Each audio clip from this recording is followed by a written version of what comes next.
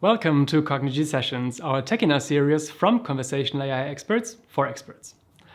In every episode, we will do a deep dive into another Cognigy AI topic. We will go much deeper than any marketing collateral and help you get the most out of your favorite conversational AI platform.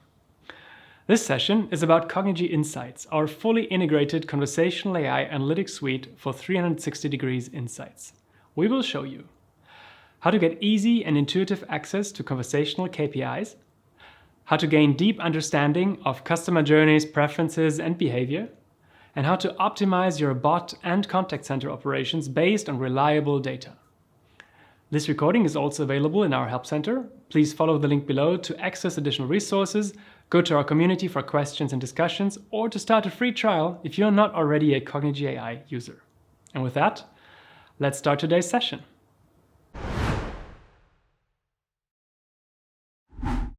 Hi, my name is Matt from Cognigy, and in this video we're going to be taking a look at Cognigy Insights and Analytics and what you need to do to get the most out of these features when building your agents within Cognigy AI. If you want to follow along, all you need is access to Cognigy AI, which you can find at signup.cognigy.ai and get access to a free trial. I also highly recommend the Cognigy AI Foundation and Developer Training course available at academy.cognigy.com. These are free courses available for anyone to sign up and join at any time. And if you're wanting to join in with the Tech Deep Dive section of this video towards the end, we're going to be taking a look at how to build analytics in a BI tool. So it helps to have access to Microsoft Excel or something like Power BI and Tableau to build your own dashboards. So a short overview of what we are going to cover in this video. We're going to take a look at an overview of what features we have for analytics within Cognigy.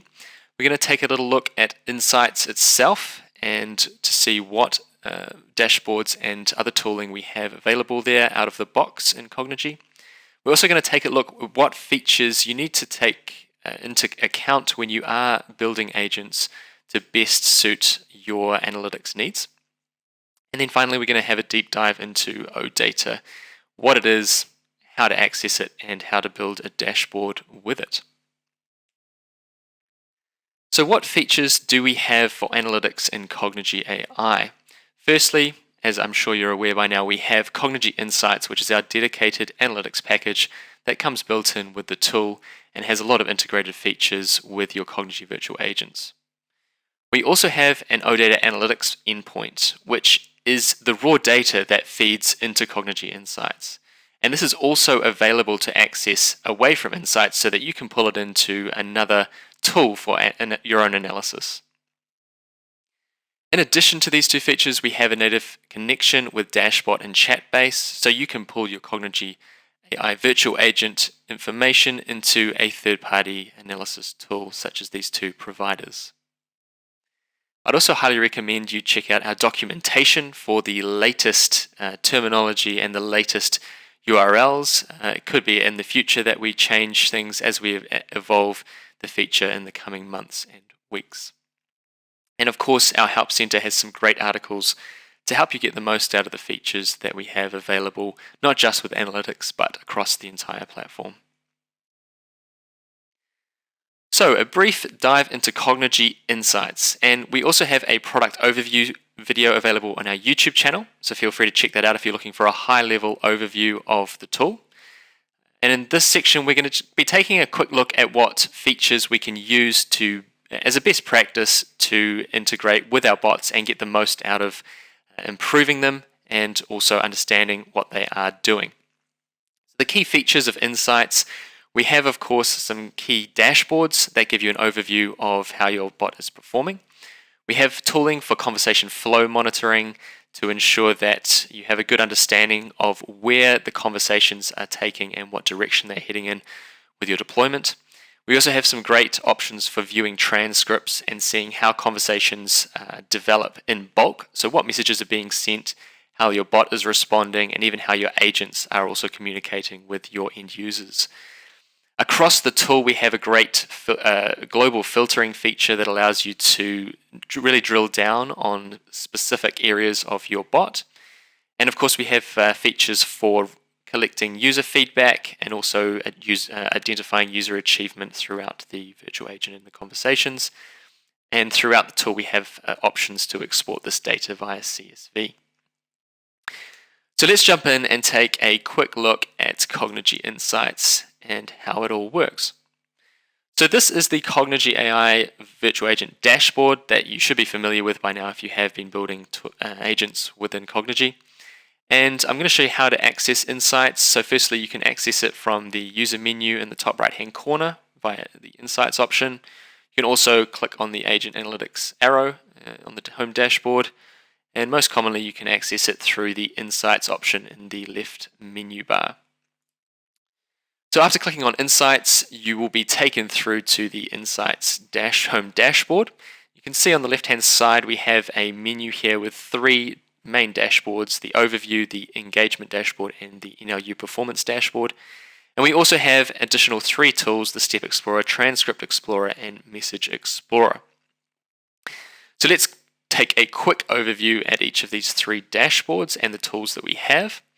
Our overview dashboard will give us some key insights into the general performance of our bot, and these include things like conversation count, the number of conversations that are taking place daily, the user channel, the top intents, locales, goals, etc. Now, all of these dashboards have, or most of these visualizations have an option in the top right-hand corner to be able to export the data that you see in these as a CSV file. So if I click on this, I am given a downloadable file, and that includes the data that I see on screen and the data points for those, for that metric. You will also notice that we have our filters in the top right-hand corner. If you click on the filtering button, you'll be given some options to drill down and basically narrow down your data to identify certain time frames or certain endpoints, or maybe even a given snapshot or a locale. So let's say I wanted to view the data across the last 365 days. I can very quickly do that, and I can see basically when I launched my bot, how it took off with my market. So I'm going to navigate back and change this back to the last 30 days, just so that we have a nice series of data to view throughout this video. And of course, these are global filters. So as I navigate through Cognigy Insights, I do get those filters applied to all the data that I am viewing. So now we have the engagement dashboard, and this is really about assessing how our users are performing, or how our conversations are performing throughout the deployment. And we of course track how many different unique contacts we have, how many live agent escalations we have, top goals, and of course we have a feature for ratings. Ratings is a new feature that's been introduced for collecting basically NPS feedback. So now our web chat widget has a built-in thumbs up or thumbs down feature for allowing users to rate the conversation. There's also options, if you're not using the web chat widget, you have the ability to pass in user ratings from other means, either by conversationally collecting the user feedback, or just by using other features and tools within your conversations. And of course, as you navigate through the dashboard, you do have tooltips to be able to extract the key metrics or the more detailed metrics for any given visualization. Here, for example, we have the number of contacts on Monday the 16th of August at 544. So you can really narrow down and get the detail that you need to extract from these visualizations. On the NLU Performance tab, we have some additional information that really narrows down into the NLU performance of your bot. Of course, we have options for understood and misunderstood messages. We have our top intents, our top slots, and of course we have some nice visualizations, like a chart here that shows you how your intents are scoring, where your average and max scores are, and you can also download that as a CSV file as well. Now, one of the options you may have seen throughout the dashboard is that a lot of these visualizations have options for navigating within the tool. So these options here are directly allow you to navigate to a part of the platform that will help you improve the metrics that you see in this given graph. So here, for example, in my intent score range, I'm given an option to navigate directly through to the intent trainer, which takes us back into Cognigy AI, and I can go through and start assessing my user input sentences to ensure that I'm getting the best out of my U model. So by using those quick links to navigate from insights directly into the platform, it makes it very easy to be able to identify and update and make improvements to the performance of the bot. Now we travel through to the Step Explorer, and this is a great feature for allowing us to view the overall flow and conversation direction that our users are having with our virtual agent. So you can see here that I have a range of steps, and the steps are basically executed throughout the conversation depending on which questions are being asked and what the answers are to those questions. Later in this video, we're going to have a look at what it takes to enable these. Many of these are available by default. As you're building your agents, your intents and your question nodes already have steps built in and available by default, but we can also add those in to make a custom flow path so that we can ensure that every turn and different direction that a conversation takes is collected within this data. So this is a nice navigatable interface with basically we can click through each step and expand it to see the detail of which steps come afterwards. And we also have some nice tooltips there to give us a little bit more information about how that step is being reached in conversations. And a slightly hidden feature is if you right click on these steps, you're also able to navigate directly to the flow where that step exists. So this email question here, if I open that flow, I'm taken directly through to the conversation, and then I can see here that I have the node where that step exists in the flow. So that overall is the Step Explorer, and of course you've seen that our filters are also applied on a global level to this particular tool. Also have the ability to change where the overall diagram starts. So if I wanted to see maybe what happens from an order being placed onwards, of course, that's kind of the end of our conversation. But you can also change the direction of the flow of the conversation transcript as well. So you can see what happens before an order is placed. We have the confirm step, confirmation question, database search, and so on. We can navigate all the way back to the start of the conversation. So that is the Step Explorer. We also have our Transcript Explorer, which allows us to view all of the transcripts that we have available throughout our deployment. We can search through transcripts. We can also find the sources, virtual agent messages, user messages, and also agent messages. So we have quite an in-depth search option. And when we open a conversation, you can see the transcript pops up. We can obviously scroll through the transcript. And we also have the profile details and conversation details that are associated with that particular conversation.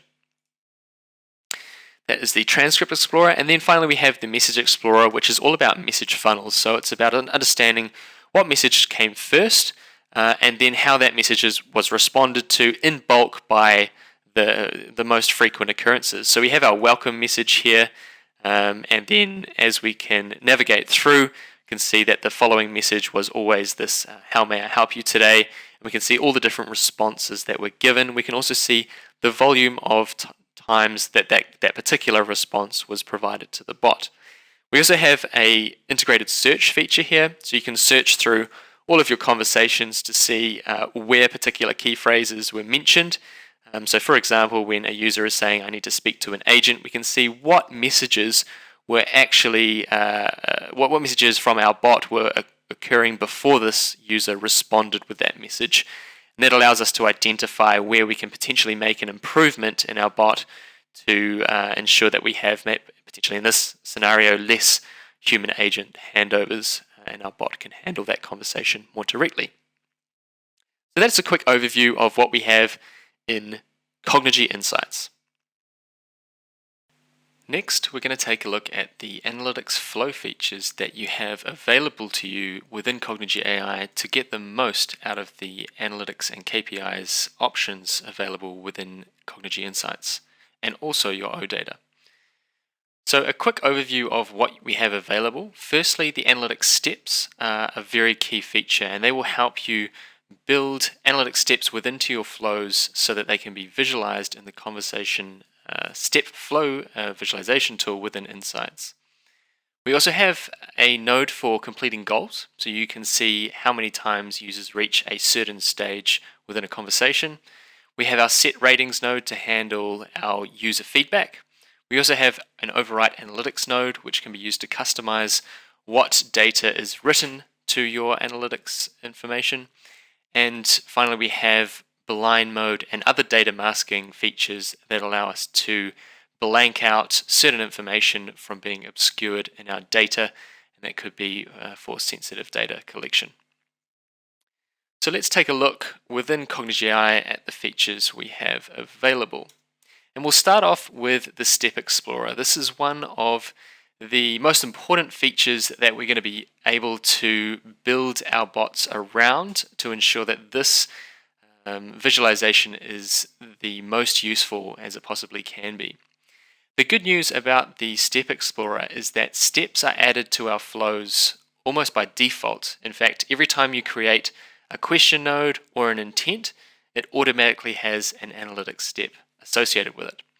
So let's navigate through to the flows. I'm going to right click on one of my steps here, and this will take me straight through to my Cognigy AI flow. Now you can see that we've got a range of questions in this particular flow which collect user information. We have date of birth, we have something about coverage, and we also have a question about emails. So in this node here, I can click on the nodes to open the editing menu, and I can navigate down to the settings. In the settings, we have a label field, which is simply the visual label that you see in the flow editor. We have a comment, which will be able to appear as a logo, a comment logo attached on the front of the node. And that can contain any information that you need to save. And we also have the analytics step field, and this is the name that is associated with the step when it is passed through to the step visualization tool in Cognigy Insights.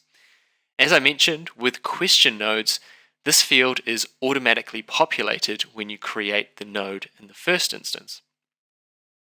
However, this field exists for all of the other nodes that you can add into the flow editor.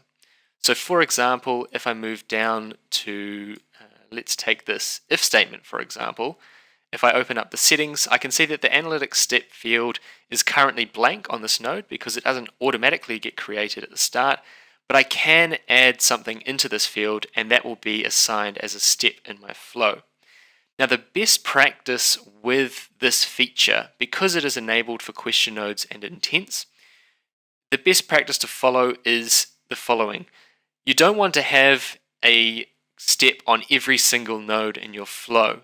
You want to be efficient and minimize the amount of steps you have, but you also want to capture as much information about where the conversation can potentially change direction. That means as a base, you start with your question nodes and intents, but also if you have any diversions in the flow that are created by logical conditions in your virtual agent, it also makes sense to place steps on each of the paths, and you can do that either from the child nodes within the attached to the if statement, as you can see here, I've done here with the confirmed and declined. I've manually added these two options into the step so that we can track where this conversation heads, in which direction. But in an overall sense, that is the best practice to minimize the amount of steps you have, but also to ensure you are getting as much information as possible. Now, to attach steps to intents, we can do that through the NLU tab, and it's very similar. In fact, in this particular flow, we don't have any intents, but I'll just navigate back to our main flow and across to the NLU tab, and we have two intents here, one for a handover and one for getting a quotation. And if you navigate down to the advanced menu, to the very bottom of the menu here, we have also the analytics step, and this functions exactly the same as the question node and all the other nodes in the flow. When this intent is triggered, this step is written to the conversation record as the step that was executed. So it's important to realize that not only do you have steps for intents and nodes, but you can potentially also have multiple steps that are executed at once.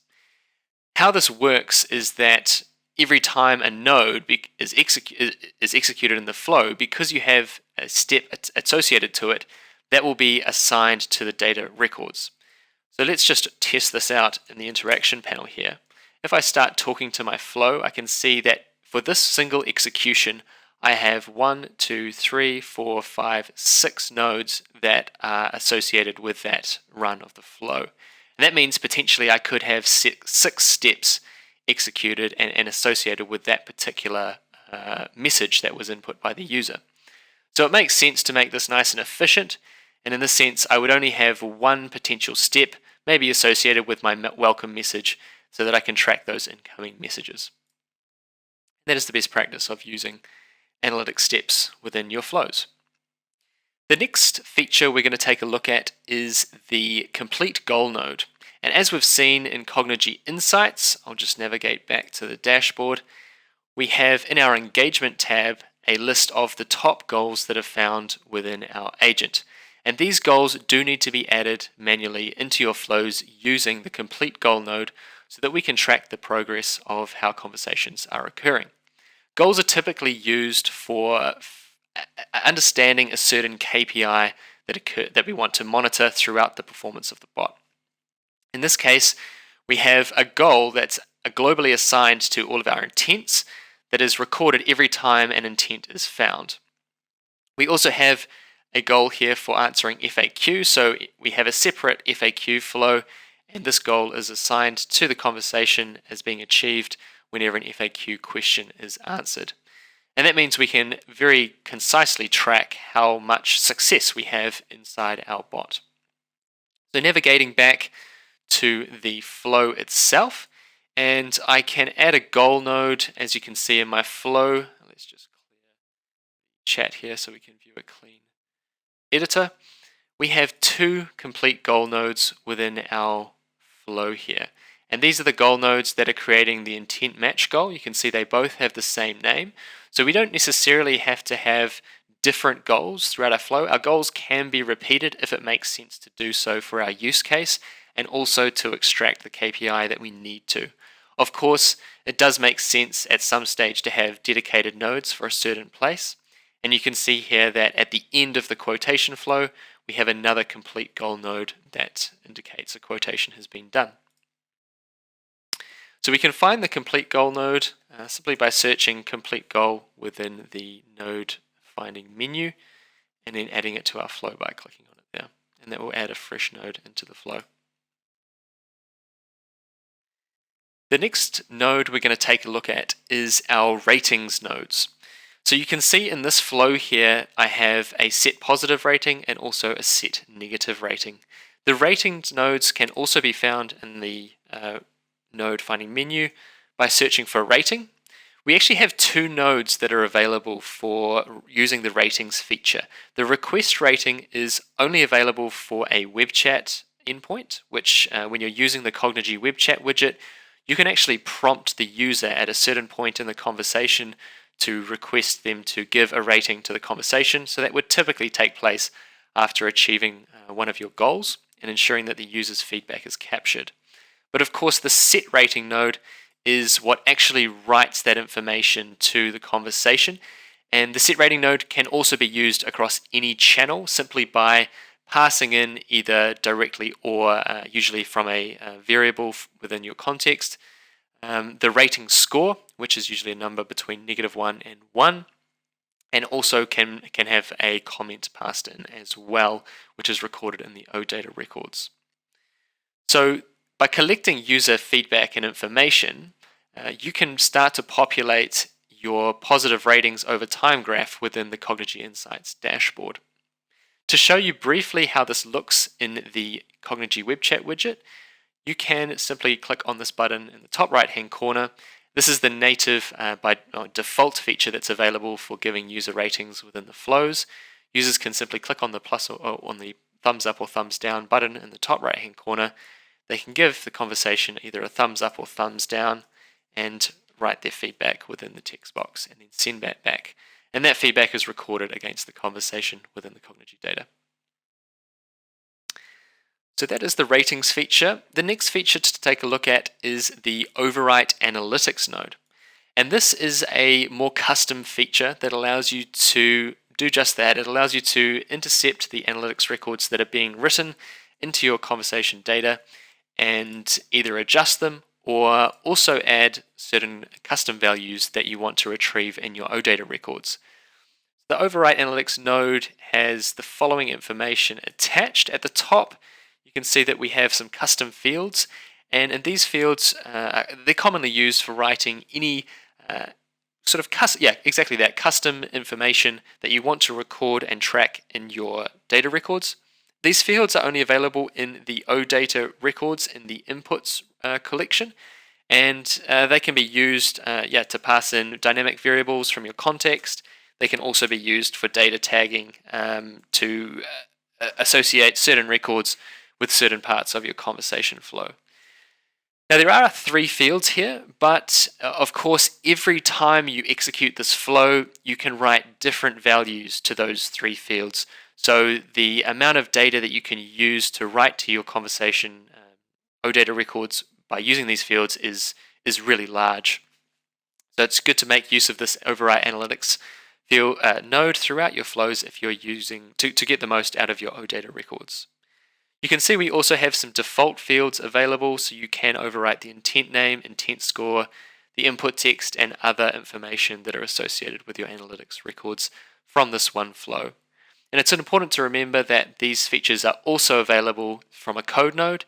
You can find more information about how to write code that allows you to overwrite the analytics from within the Cognigy code nodes within our documentation. The last feature I'd like to touch on is the options available for data masking within your flows. Now it's very important for data security that at some points within our conversation we're going to need to mask what the user has said in a response to a particularly sensitive question, or it may be the case that our entire conversation records need to be masked to any people within our organization that are viewing our conversation data or the analytics records that are associated with conversations. So within the flow itself, you can find these nodes under the profile option in the node menu. We have options obviously for our ratings that we've already covered. We have options also to deactivate the profile of the user, and this can be done based on the conversation that takes place. You can add a deactivate profile node to ensure that the user's data is not collected in the future. But the feature we want to focus on is blind mode. So by adding a blind mode node into your flow, you're presented with options for logging or for masking data within the logging, within the analytics, or by disabling conversations completely so that no information will be written whatsoever. So commonly this is used with just the logging and the analytics feature within the flow. That means you can simply turn on the masking at one point, and then later in the flow the masking can be turned off so that the data is now visible again throughout the conversation. So let's have a look at how this could be set up. We can put our blind mode node before asking for a user question, the user's email address. We can turn it on. Maybe a best practice is to update the label with maybe blind mode on. And then later in the flow, once we're happy that we can turn it back on and collect the information again, we can simply turn these options off, and I'll rename that to blind mode off. And that way, when we look at our logs and our analytics conversations, there will be no information available to view at this point in the conversation. That means all of our user responses to the email question will be completely masked, and they won't be able to see that to anyone looking at those conversation records. The other masking features we have, of course, this is only available in the flow itself, but we can also disable the conversations and mask analytics records from an endpoint level. So if we navigate through to the deploy menu into endpoints to one of our endpoints, We will have a menu here for data protection and analytics. This is also where our chat base and our dashbot connections are created to an endpoint within Cognigy. But you can see we also have the ability to enable and disable contact profiles, collect analytics, mask sensitive analytics, which is very similar to blind mode but operates for the entire conversation, as well as masking the sensitive logging that is associated with a conversation. So if I was to enable these two features and open a web chat to have a conversation, if I write a message to the bot now and I went into the Cognigy dashboards, into the logs to view what messages are coming into Cognigy, we will see that this information contains asterisks where the user inputs are. And that is ensuring that that input text and the input data associated with that user message is completely masked both within the logs and also within the analytics data. Next, we're going to take a deep dive into Cognigy OData Analytics and how we can use it to extract data from Cognigy agents and use the data to build visualizations in our Power BI tools. Of course, you have access to all of the virtual agent data, and underneath Cognigy Insights, it is the OData Analytics feed that is powering all of the data being shown in the dashboards. So that makes sense to have it available to your BI tooling so that you can customize your own visualizations. Now within OData, we have 5 collections, and we're going to be talking through what's available in these collections and which ones you need to access in order to build the visualizations that you would like to build. First of all, what is OData? So the Open Data Protocol is an industry standard that defines the best practice for building and consuming RESTful APIs, and it provides a uniform way to access datasets. So you can find out more information about the OData protocol at odata.org, where you'll find full documentation as well as a full list of all the formatting and query parameters that you can use in your OData queries. So how does Cognigy OData work? Well, on the left-hand side, you have your analytics software. This can be Microsoft Excel, Power BI, or any other BI tool that can access an OData endpoint. In the middle, we have the Cognigy OData endpoint, which is accessed via a URL. We can pass this in to our analytics software and give it access to the Cognigy database that contains all of our virtual agent data, and it exposes this data in a readable format for our analytics software. So what OData collections are available? We have 5 collections: inputs, chat history, steps, executed steps, and conversations. Let's talk about what's available in each of these different collections. Firstly, the chat history. This collection contains a record for every input or output given by a bot, a user, or a human agent that's involved in a conversation. Commonly, it's used to collect and build transcripts and export those from your data records, and it can also be used for testing.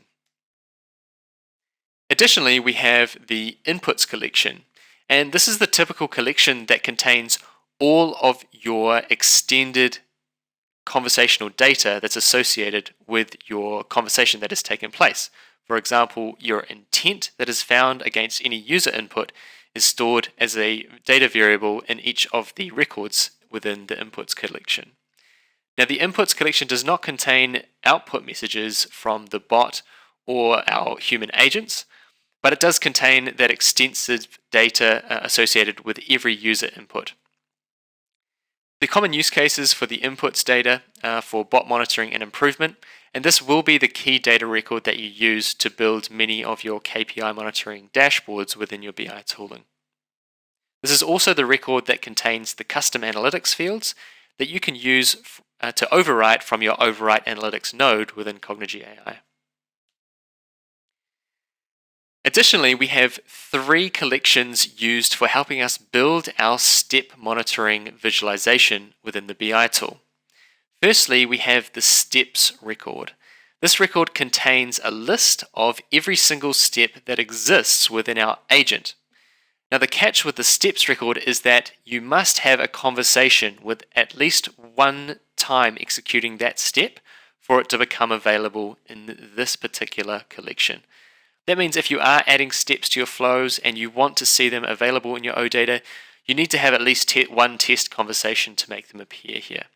There will be only one record for each step, so you can be sure that each step has its own unique ID that can be used to reference throughout the other records.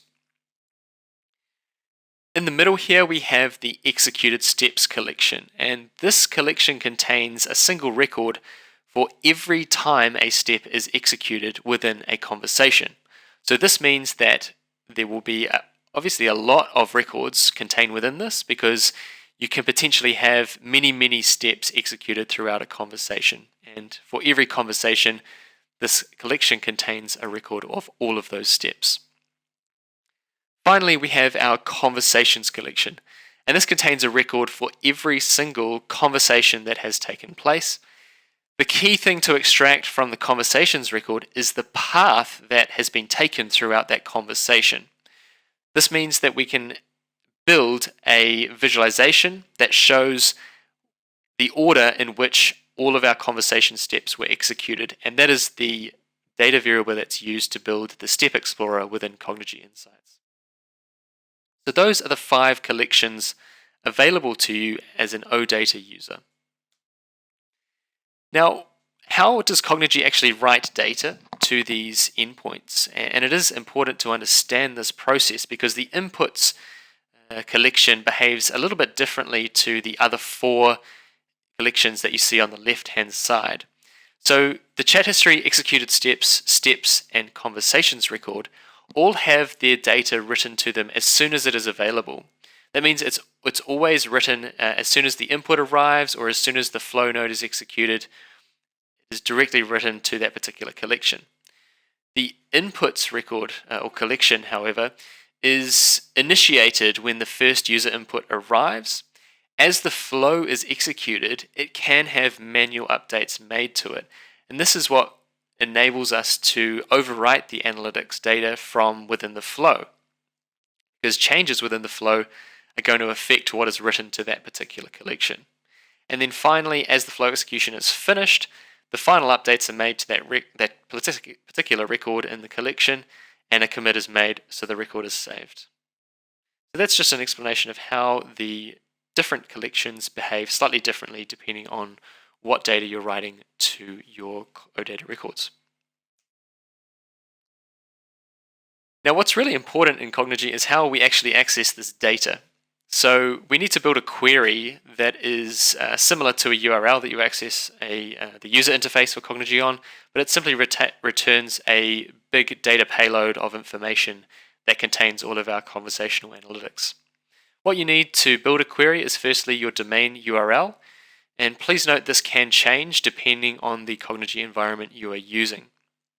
In this example here, we've shown the OData endpoint for the free trial environment for Cognigy AI.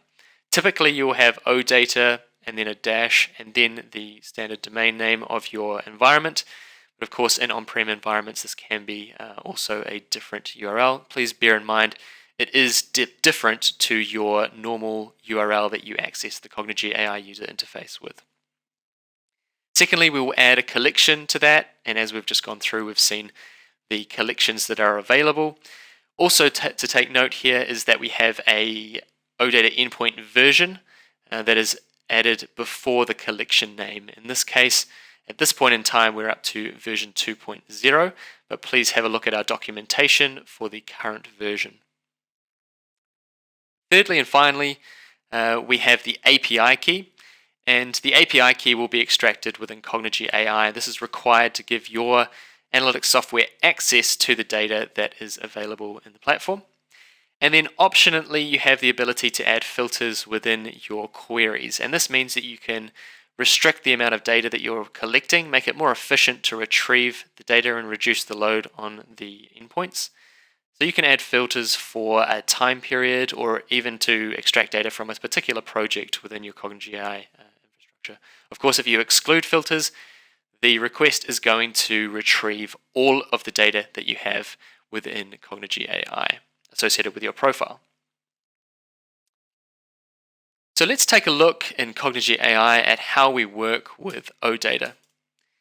And to start with, I'm going to jump into a project. And this is the project that we're going to be using to extract our data from. Now, I'm also going to pull up a query builder that shows the information, and we're going to build this query to extract the data. So here we have, firstly, our domain. We're using the trial environment. We're going to ensure that that is the OData URL. We're going to need to have the version of the OData endpoint, and here we're using version 2.0. We're going to select a collection to access, and you will most likely in your BI tooling have a request that's going to each of our collections so that you can have all of the data available. In this particular request, we're going to use the inputs collection. Ensure there's a capital at the front of that particular collection name. We're not going to use any filters in this example. And we're also going to need to extract an API key from the user interface in Cognigy. So let's go through how we can get an API key within the interface. If we navigate to the user menu and into My Profile, we can scroll down and we can create a new API key by clicking the plus next to the API keys option. Let's just call this one OData, and that will be added to the top of the list. You can then copy by clicking on the API key, and then navigating back to my builder here, I'm just going to paste that into the API key field. So that's all the information we need. Of course, we need to concatenate this all together, and I'll add in my API key there as well. And then we have our final query. Now, to test this query to make sure it does in fact work, the easiest way to do this is to open a new browser tab and simply paste the query in. This will mean that the data is returned, but if you can confirm that all this data is being shown, it means that your query is working correctly. Now, one thing to consider with your Cognigy AI OData is that your API keys that you use to access a particular instance of Cognigy are not only allocated towards OData, they also unlock the ability to perform all of the actions within Cognigy, such as creating new agents, deleting agents, adding flow nodes, updating your conversation data. The features in Cognigy are very extensive, and you need to ensure that your API keys are nice and secure. So as a best practice, we recommend creating what we call an OData user. You can see here that I have my normal account associated with this agent, but I also have an API user associated. This user has just base level access rights, but also has the API key access role as well. And this means my admin credentials are nice and safe within my standard admin account, but I can expose and use an API key that is potentially going to be shared with other users in my organization. And that API key can be associated with only a single project or have a restricted access to only access data from certain projects within the Cognigy interface.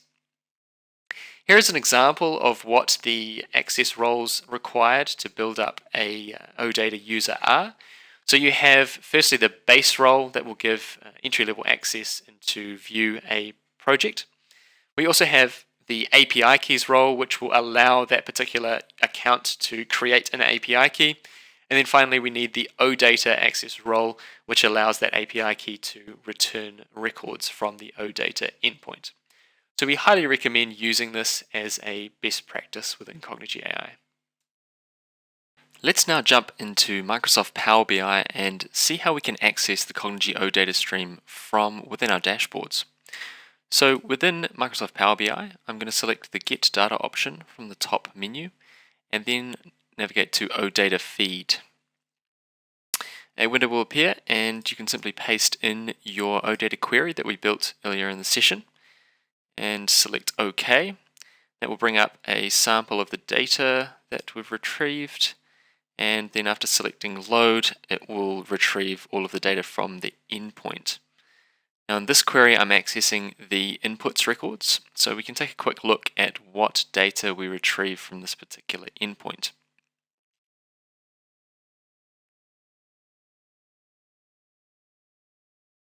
So you can see now that the query has arrived, and if I open that up in the table view, we can see all of the data that is associated with that particular collection.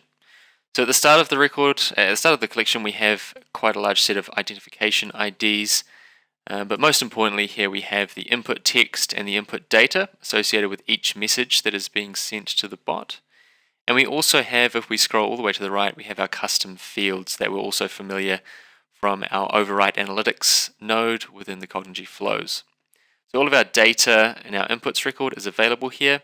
If you need to find out more information about what is included inside this particular collection, you can head over to our documentation page, which is available at docs.cognigy.com, and just search for OData Analytics Endpoint, and it'll take you to this page where you'll find a detailed list of all of the collections and all of the values that are associated with every collection. So navigating back to Power BI, we've now got our query here. I'm just going to rename that as a best practice so I can remember that it is actually the inputs collection. And now I'm going to create a dashboard with this data. So navigating back to the Visuals tab, I'm going to start by building a visualization of the number of messages that have come in over time to my bot. So I've added a line chart to my dashboard. I'm going to navigate to the inputs collection and bring in the ID as the values, and I'm also going to use the timestamp on the axis. I'm going to take out the year and the quarter so I have a nice visualization of the months that the bot has been live. Next, I'm going to add a slicer. So the slicer is available here, and I'm going to use the timestamp again in this field so that I have the ability to adjust the time frames that are available in my data. And that's going to apply to all the visualizations that I add to the dashboard. Next, I'm going to add what's called a donut chart in Power BI. And for this chart, I'm going to add in the understood value into the legend field and also a count of ID into the values. This will give me a donut graph showing the values, the messages that have been understood and the messages that have been misunderstood. And then finally, for this dashboard, I'm going to add in a table of the actual input messages that have been sent to the bot from our end users. And here I'm going to grab the input text and add it to the values field. So that's my basic dashboard. What I've got here is firstly our timestamp, so we can filter based on certain time frames, so we can narrow down on a particular period. We've also got our donut graph, which we can now select to highlight in our input text field the misunderstood phrases and how they have trended over time. And of course, I can navigate to the understood phrases as well. So that's a very basic dashboard, but you can see that you can quickly build up a large array of visualizations to suit your needs and make it a custom dashboard for you. And let me show a quick example of a more complete dashboard. This one includes some additional features like filters to filter between different projects and channels. It contains a summary for each month with the key KPIs, and we've also even got a world map with indicating the high volume regions. So Power BI is quite flexible, and of course this is how you can access all of your data and bring that in and make it visible to your business users. Now I've created another sample dashboard here that I'm going to use to build the next version of this dashboard, and in the next dashboard I'm going to add our step monitoring. So I'm going to start with a blank dashboard, but you'll notice in this version I've also included all 5 of the records, or all 5 of the collections that we talked about earlier in the video, and that includes chat history, conversations, executed steps, and also the steps record in addition to the inputs that we've just taken a look at. So navigating across to the data tables, and to start with in this particular example I'm going to use the conversations record. Now the conversations record, just to recap, contains a record for every single conversation that a user has had with the bot. And most importantly, in this particular collection, we have the step path. This is a comma-separated list of the steps in the order that they have been executed within that conversation. This is where we're going to start to build up the data required to visualize these step flows within our dashboards. So firstly, I'm going to actually edit the query that was presented in this conversations record. And what we need to do is split out this step path field into multiple fields for each particular step. So I'm going to select the step path column. I'm going to select split column by delimiter. And then I'm going to select comma, change the quote character to none, and select OK. What this will do is create a column for every single step that was executed within that conversation. Now you will notice here that the step path fields contain reference IDs and not the name of the step themselves. The reason for this, if we close and apply this change, is that at any time a user can in fact update the name of a given step from the Cognigy user interface, which means that when these records are created, it could be in the future changed to something else, and we need a more flexible way of adjusting those so that we can view them correctly at any point in the future. Therefore, what we do in the steps record is store the latest version of the label, and that can be referenced by the entity reference ID, which is available in the conversations record. So to add this into our conversations record, we're going to add columns that reference these step reference IDs and pull in the name of the most recent name of the step from our flow editor. So to start with, I'm going to right-click on the headings and select New Column. That will allow me to add a new column to the flow, to the data table. And I've pre-prepared some example queries that I can create for these columns. And these are available in our documentation page, actually under our Help Center, which is linked in the article for this video. So you can copy these straight out of the article themselves. What this basically does is it references our steps record, pulls in the latest label, and it also counts the number of steps and assigns an end name to the step that is the last step in the flow. So let's save that now for our first step, and you'll see that all of the conversations that had no steps contained within them have end as the first step, and all of the next conversations that had multiple steps executed will have the name of that step pulled through. So let's add a few more steps into the data table. I've pre-prepared these in my Notepad editor. You can simply again copy these out of the Help Center article and make them available to you very easily. And you'll notice that every time I do add a new column here, I'm just updating the steps count to one less than the step path number, and also updating the value in this reference ID here. The other thing I should point out is that if you are going to copy directly these values from the Help Center article, you should name the collections the same that I have, and that is just the same name that you would access them through the query. So chat history conversations, for example.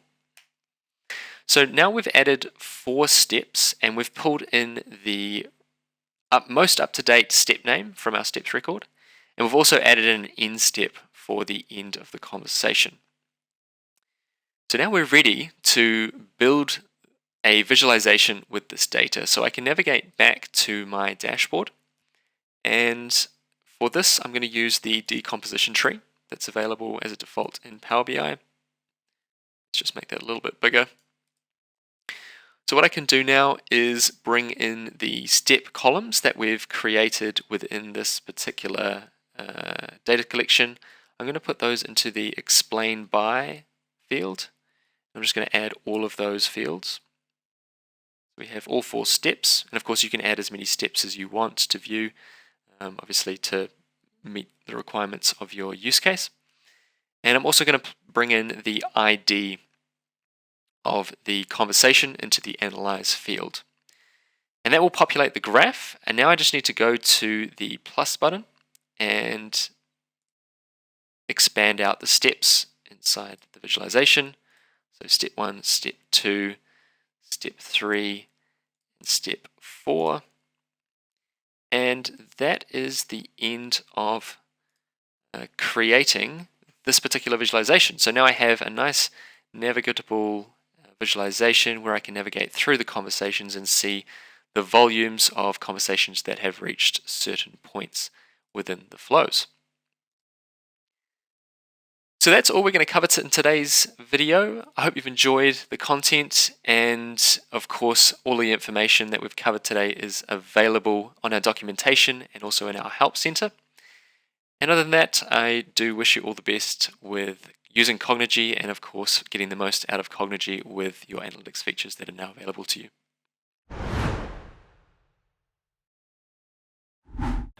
Thank you very much for watching our session on Cognigy Insights. Please don't forget to visit our Cognigy AI Help Center under support.cognigy.com for additional resources and information, and a link to our community where you can ask questions or leave us feedback for this episode. Thank you very much for watching. See you next time.